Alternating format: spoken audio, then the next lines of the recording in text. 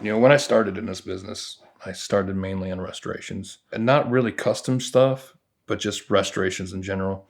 I think my first car ever restored was a 72 Mustang Boss Edition with a big block in it. That car alone took 2 years to do. There's a lot of people out there, mostly negative people, that don't realize on how much work it actually takes to do a car like this and in the time frame that is done. That car, to be honest with you, probably should have taken another year. It's not usually done after work and on the weekends. It's usually done during work hours. I mean, you only get 8 hours a day, usually. When I started, I mean, hell, this was back in the 90s. I mean, we didn't have everything that we have now. We didn't have better battery operated tools that make it everything easier.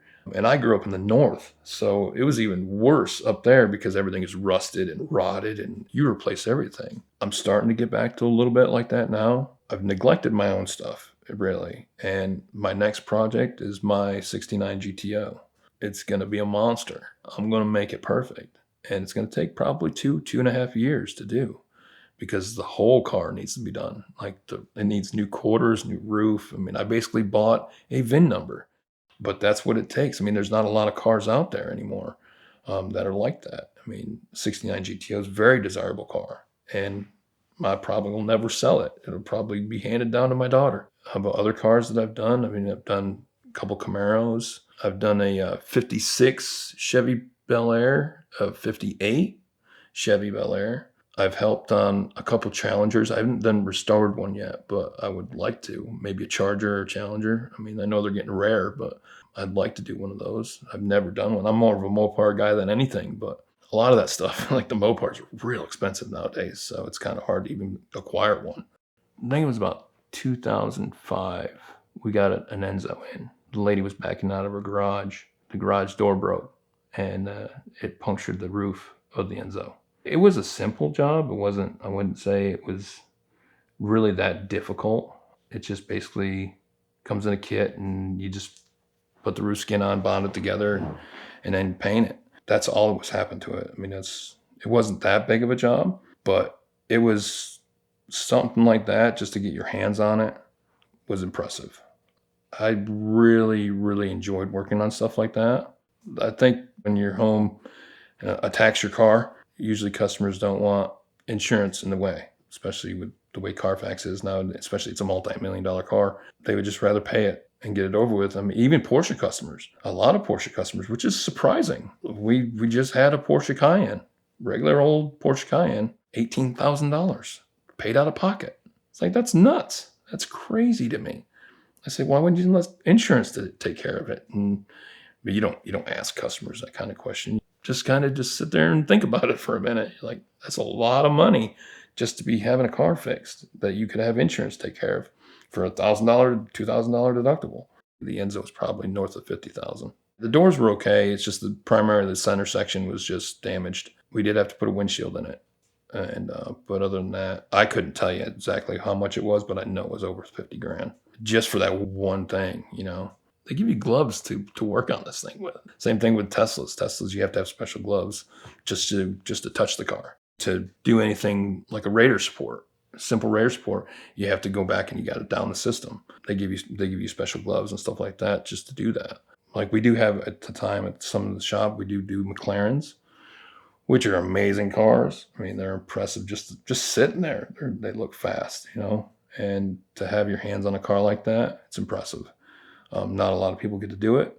Recently finishing up an R8 right now, putting a quarter panel on it. And not a lot of people have done that. Those type of opportunities is what really makes somebody appreciate in my position of what they have.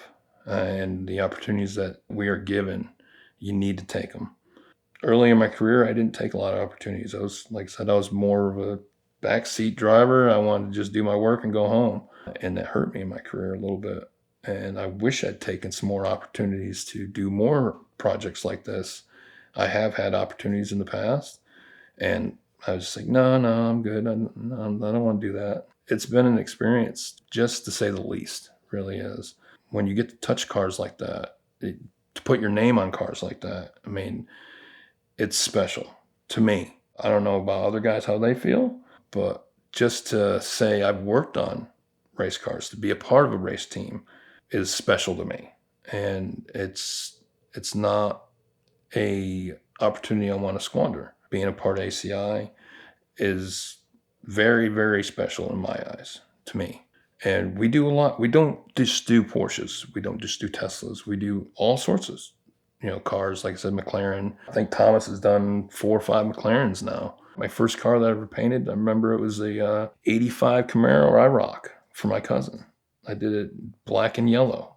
My career has been interesting. I mean, I've been blessed with a lot of different opportunities.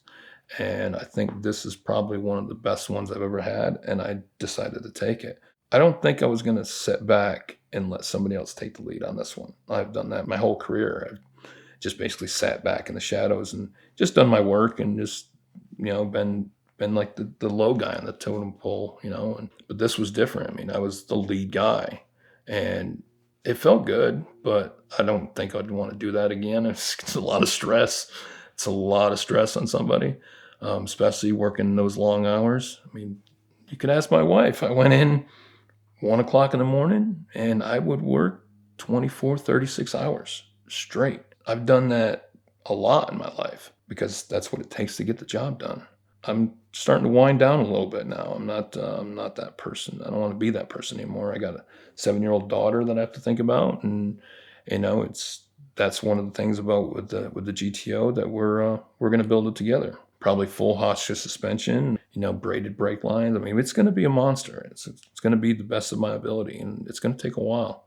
And that's what I want to reiterate to people. Tell people that it doesn't take a weekend to make a car like that.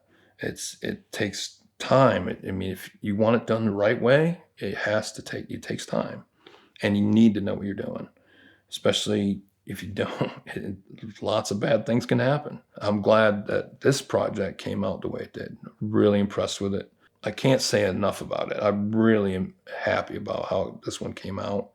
The Lycan it was a challenge. It was a big challenge, and I'm very, very impressed on how it came out. And I hope we get to do other projects in the future like that. I know we're trying to steer away with more customer pay stuff like that. And I think we're going to start focusing more on electric vehicles. I know that Rivian's coming out pretty soon. They're coming out with a lot of trucks for consumers. I think they've already started delivering trucks. And there's a couple others in the works that we have. We just got C8 certified from GM.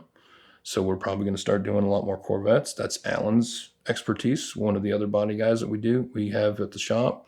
He usually does all the Corvettes. And I just think the future is really going to be promising for the shop. I mean, especially getting our name out there, being a 5-star Tesla shop. I mean, we're going to do well.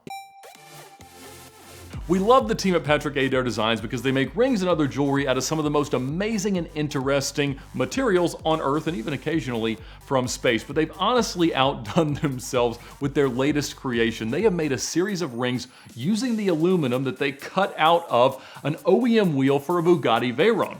Obviously, I love the Bugatti Veyron, maybe one day, I hope, but they've also used forged carbon fiber, gold, and platinum to accent the rings however you want them. And honestly, as cool as the rings are, I think I like the case they come in even better. They have replicated the W16 engine on the top out of sterling silver. It's a cherry wood box with like carbon fiber and titanium screws.